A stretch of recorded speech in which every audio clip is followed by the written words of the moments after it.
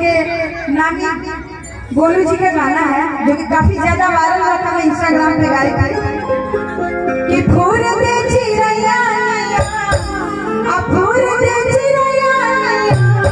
आ उड़ जाल सैया हो कमैया में सलैया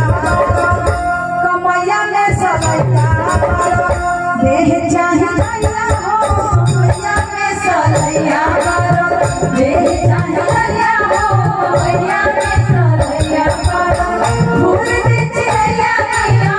फूल दे चिरैया नैया उड़ जाल सैया हो कमैया में सलैया देह चाहे लैया हो कमैया में सलैया देह चाहे लैया हो कमैया में सलैया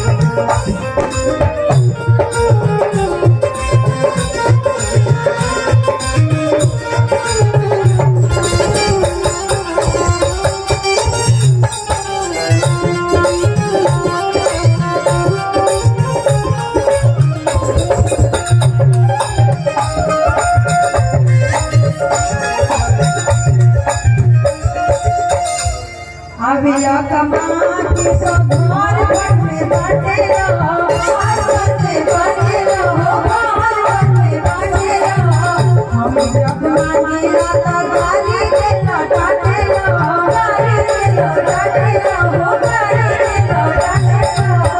अभिया कमाती सब घर घर में बाटे रहो घर घर में बाटे रहो घर घर में बाटे रहो हम कुछ मांगेला तो गाली दे लौटाते रहो गाली दे लौटाते रहो गाली दे लौटाते रहो झुमका झमकावा तारी झुमका झमकावा तारी सासू जी के दिलवा हो मैया में सलैया देह चाहे लैया हो मैया में सलैया देह चाहे लैया हो मैया में सलैया फूल दे चिरैया नैया फूल दे चिरैया नैया फूल दे चिरैया नैया उड़ जाल सैया हो मैया में सलैया